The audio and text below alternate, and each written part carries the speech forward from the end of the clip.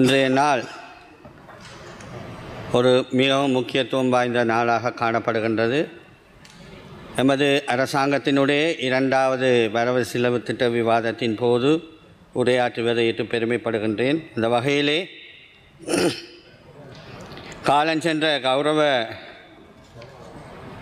பாராளுமன்ற உறுப்பினர் மாமனிதர் நடராஜா ரவிராஜ் அவரினுடைய இன்று அவர் இந்த உலகை விட்டு சென்று 19 வருடங்கள் ஆகின்றன. இதே தினத்தில் தமிழ் மக்களின் குரலுக்காக எந்தவித எதிர்பார்ப்புமின்றி தனது அதிகாரத்தையோ தனது வரப்பிரசாதங்களையோ எந்தவித ஊழல் மோசடிகள் அற்ற வகையிலே தமிழ் மக்களின் குரலாக ஒலித்த அந்த மாமனிதர் ஒரு சிறந்த ஒரு அரசியல்வாதிக்கு இலக்கணமாக காணப்படுகின்றார். இன்று வரை அவ்வகையான ஒரு சிறந்த மனிதனுடைய இடம் நிரப்பப்படவில்லை. அந்த வகையிலே அவருக்கு எனது அஞ்சலிகளை செலுத்தி கொண்டு கற்க கசடரவ கற்றவை கற்றபின் நிற்க அதற்கு தக, இது வள்ளுவரின் வாக்கு. அதாவது learn thoroughly what is worth learning, and once you have learned it, live according to it. அதாவது நாங்கள் கற்கின்றோம், இந்த உயரிய சபையிலே கற்றவர்கள் என்று நாங்கள் எங்களை கூறிக்கொள்கின்றோம். ஆனால் அதற்கு ஒழுக நாங்கள் கற்றதற்கு ஏற்ப எவ்வளவு தூரம் நாங்கள் நடந்து கொள்கின்றோம் என்பதை பார்த்தால் மிகவும் வேதனையாக இருக்கின்றது. ஒரு பாராளுமன்ற உறுப்பினர் என்ற வகையிலே maintaining the safeguard of the dignity of validity of the parliament is very important,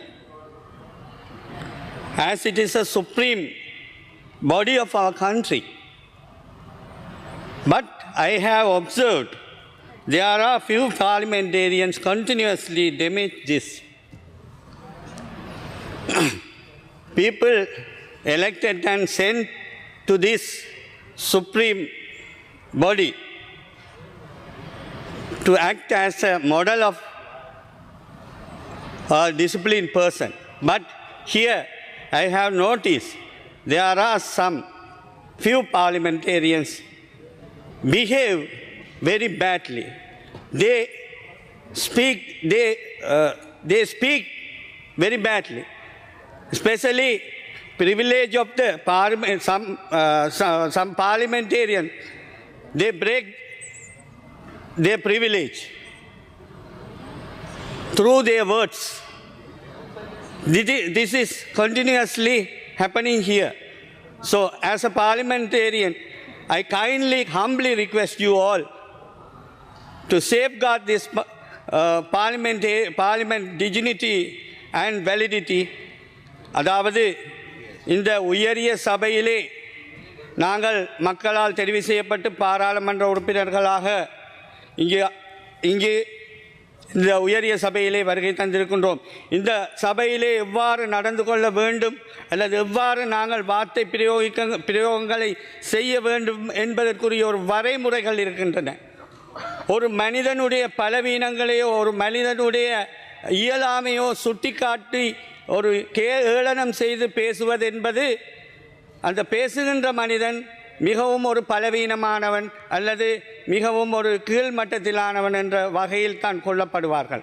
அந்த வகையிலே எதிர்வரும் காலங்களிலாவது இவ்வகையான விடயங்களில் இருந்து நாங்கள் தவிர்த்து கொள்ள வேண்டும் என்று கேட்டுக்கொள்வதோடு, இன்று இந்த வரவு செலவு திட்ட எமது ஜனாதிபதியின் ஊடாக இங்கு முன்மொழியப்பட்ட எமது வரவு செலவு திட்டத்தை நோக்கும்போமானால் எமது நாடு பொருளாதார ஸ்திரத்தன்மையை நோக்கி நம்பிக்கையோடு படிப்படியாக பயணித்து செல்வதை நாங்கள் காணக்கூடியதாக இருக்கின்றது.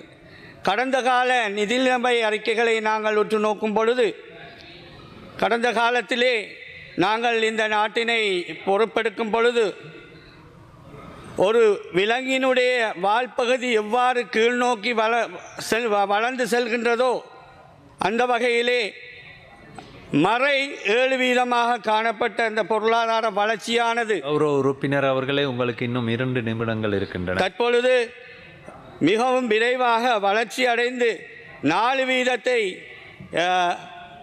அதாவது +4% உயர்ந்துள்ளது. இதை நாங்கள் பார்ப்போம் என்று சொன்னால் இது முக்கியமான அர்ப்பணிப்புகளின் ஊடாகவே இவ்வகையான ஒரு நிலைமை நாங்கள் எட்டியிருக்கின்றோம். அத்தோடு எமது டாலரின் கையிருப்பானது 6 பில்லியனை எட்டியிருக்கின்றது. அதேவேளை 1 ட்ரில்லியன் இலங்கை ரூபா நாட்டின் கையிருப்பில் இருக்கின்றது. இவ்வாறான ஒரு நிலை இந்த ஒரு வருடத்துக்குள்ளே எங்களுடைய நாட்டினை நாங்கள் அனைத்து விதமான ஊழல் மோசடிகளிலிருந்து மீட்டு வருகின்ற அதேவேளை பொருளாதாரத்தின் ஸ்திரத்தன்மையை எமது அரசாங்கம் பேணி வருகின்றது.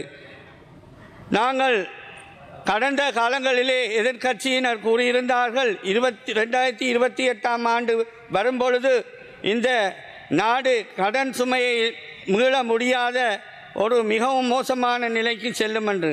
ஆனால் நாங்கள் அவர்களுக்கு கூற விரும்புகின்றோம், நாங்கள் கடனை செலுத்துவது மட்டுமல்லாமல் அவர்கள் பெற்ற கடனுக்கான வட்டியையும் சேர்த்து செலுத்தி கொண்டிருக்கின்றோம். கௌரவ சபைக்கு தலைமை தாங்கும் உறுப்பினர் அவர்களே, அதாவது அந்த நாங்கள் 2026ஆம் ஆண்டுக்கான மீள் செலுத்த வேண்டிய கடன் தொகையிலே 1878 மில்லியன் ரூபாவை செலுத்துவதற்கு உத்தேசிக்கப்பட்டுள்ளது. அதே போல உங்களுக்கான காலம் நிறைவடைகின்றது. கௌரவ உறுப்பினர் அவர்களை சற்று ஒரு நிமிடம் தருமாறு கேட்டுக்கொள்கின்றேன். அதே போல 2617 மில்லியன் ரூபாவை நாங்கள் இவர்கள் கடந்த காலங்களிலே பெற்ற கடனுக்காக வட்டியையும் செலுத்தி கொண்டிருக்கின்றோம். அதாவது மொத்தமாக படுகடன் சேவைக்காக 4495 பில்லியன் ரூபாவை எங்களுடைய அரசாங்கம் செலுத்தி இருக்கின்றது. இது மட்டுமில்லாமல் இதைவிட 4485 மில்லியன் ரூபாவை எமது மக்களினுடைய நாட்டின் அபிவிருத்திக்காக நாங்கள் செலவு செய்திருக்கின்றோம். மொத்த செலவினமாக 8980 பில்லியன் ரூபாய் நாங்கள் உத்தேசமாக செலவுகளில் ஈடுபடுத்த இருக்கின்றோம். இங்கே ஒரு விடயத்தை பார்த்தீர்கள் என்றால் கௌரவ சபைக்கு தலைமை தாங்கும் உறுப்பினர்களே, இதிலே 50 வீதத்துக்கு மேற்பட்ட செலவு நாங்கள் கடனை செலுத்துவதற்கும் வட்டியை செலுத்துவதற்கும் நாங்கள் செலவழித்து கொண்டிருக்கின்றோம். உண்மையிலே இந்த தொகை மக்களினுடைய அபிவிருத்திக்கு செலவு செய்யப்படுமானால் எமது நாடு மிக விரைவாக அபிவிருத்தியை நோக்கி பயணத்தை மேற்கொள்ளக்கூடியதாக இருக்கும்.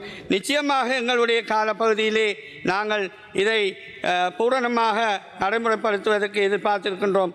அத்தோடு கடந்த நேற்றைய தினம் உரையாற்றி சென்ற உறுப்பினர்கள் இங்கு இருந்தார்கள், வடக்கு மாகாணத்துக்கு எந்தவித ஒதுக்கீடும் வரவில்லை என்ற வகையிலே இங்கு உரையாற்றி சென்றிருந்தார்கள். நான் ஒரு சில புள்ளி விவரங்களை இங்கு கூறி வைக்க விரும்புகின்றேன். மன்னார் வைத்தியசாலைக்கு 230 மில்லியன் ரூபாய் திடீர் விபத்து பிரிவு மற்றும் அவசர சிகிச்சை பிரிவை அபிவிருத்தி செய்வதற்காக ஒதுக்கப்பட்டிருக்கின்றது. அதே போல யாழ்ப்பாணம் மற்றும் கிளிநொச்சி மற்றும் புறநகர் பகுதிகளுக்கு குழாய் மூல நீர் வழங்குவதற்கு 6 பில்லியன் ரூபாய்கள் ஒதுக்கப்பட்டுள்ளது. அதே போல முருங்கன் சிலாவத்துறை பாதை அகலமாக்குவதற்கும் மாங்குளம் பாதை அகலமாக்குவதற்கும் ஆவரங்கால் தொண்டமானாறு வீதி புனரமைப்பதற்கும் யாழ்ப்பாணம் பொன்னாலை வீதி புனரமைப்பதற்கும் நிறைவடைகின்றது. இவற்றுக்காக இவ்வாறு பல்வேறு விடயங்களுக்கு நாங்கள் வடக்கு மாகாணத்துக்கு எமது அரசாங்கம் நிதியை ஒதுக்கி இருக்கின்றது. அது மட்டுமில்லாமல் வடக்கு மாகாணத்துக்கு முதல் முறையாக 1285 மில்லியன் ரூபாயில் மன்னார் மற்றும் யாழ்ப்பாணம் மாவட்டங்களில் கடல் அட்டை குஞ்சுகளை வளர்ப்பதற்காக நெக்டா நிறுவனத்துக்கு ஒதுக்கப்பட்டிருக்கின்ற இந்த விடயத்தையும் இவரிடத்திலே கூறிக்கொள்ள விரும்புகின்றேன். நன்றி. சுவிட்சர்லாந்தில் வீடு வாங்க போறீங்க, இல்லை ஆல்ரெடி உங்களுக்கு அங்கே வீடு இருக்குன்னா இந்த வீடியோ உங்களுக்காக தான். ஸோ ஸ்கிப் பண்ணாமல் ஃபுல்லாக பாருங்க. ஒரு மனிதனுக்கு வீடு அப்படிங்கிறது ரொம்பவே அத்தியாவசிய தேவை. அத்தியாவசிய தேவைகளில் முக்கியமான பங்கு வகிக்கிறதே இந்த வீடு தான்.